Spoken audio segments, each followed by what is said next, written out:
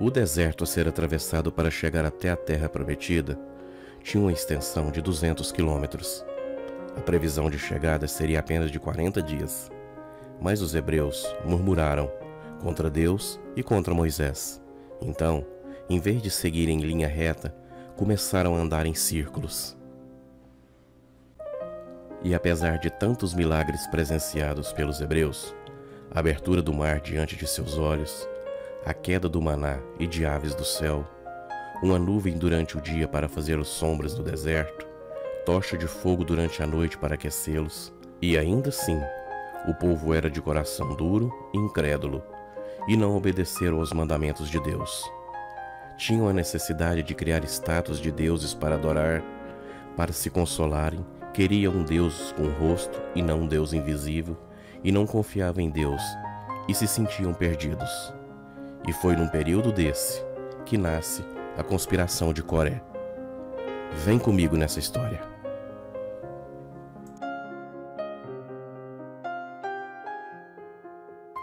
Podemos dizer que Coré queria liderança entre os filhos de Israel. Menosprezaram a autoridade de Moisés e Arão, acusando de todas as dificuldades. O porquê da rebeldia poderia ser o orgulho do coração de Coré, que sempre colocava tudo a perder, e não imaginava que, se rebelando contra Moisés e Arão, estava se rebelando contra o próprio Deus. Coré, ou Corá em algumas versões, foi um israelita da tribo de Levi e da descendência da família de Coate. Datã e Abirão eram filhos de Eliabe. A história de Coré é amplamente conhecida porque ele traiu a liderança de Moisés e Arão, e ele viveu num período de peregrinação dos israelitas até a terra prometida.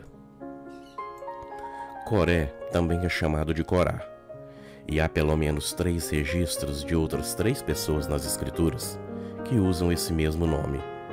2 deles eram descendentes de Esaú, os líderes tribais de Edom.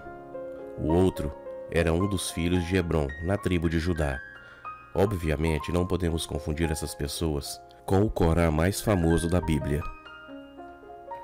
Como já mencionado acima, Corá pertencia à tribo de Levi. Ele é da família de Izar e pode ter sido neto de Custe. Corá foi contemporâneo de Moisés e Arão, embora mais jovem do que eles.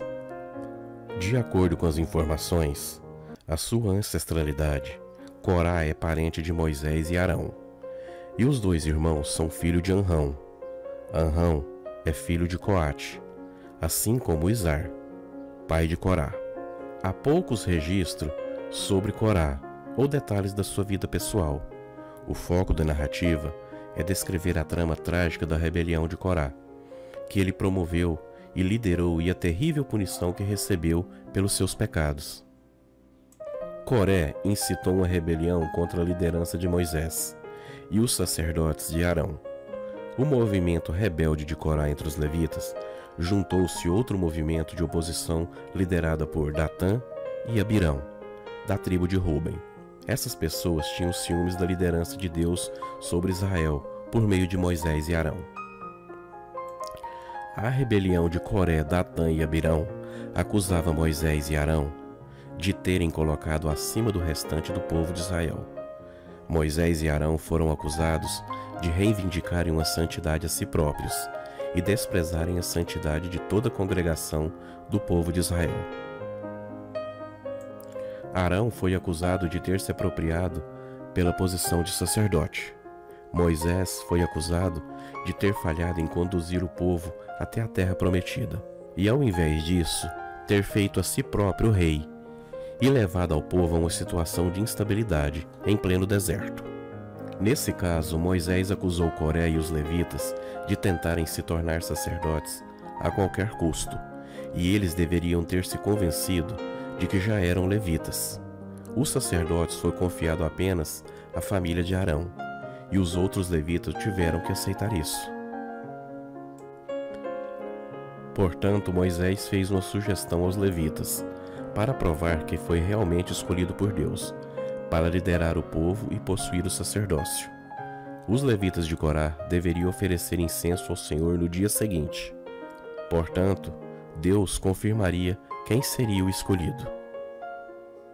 Mas parece que os rebeldes liderados por Coré, Datã, Abirão e On conquistaram um forte apoio da congregação israelense. Moisés e Arão enfrentaram os outros quase sozinhos. A situação era tão séria que Moisés e Arão tiveram que interceder junto a Deus para impedir que Deus destruísse toda a congregação de Israel. Naquele clima tenso, Moisés e Arão ficaram isolados, aparentemente contando com o apoio de apenas 70 anciãos de Israel. Moisés sabia que somente por meio da intervenção divina a crise poderia ser resolvida. Portanto, Moisés disse que se nada acontecesse ao rebelde, isso significava que ele não havia sido enviado pelo Senhor.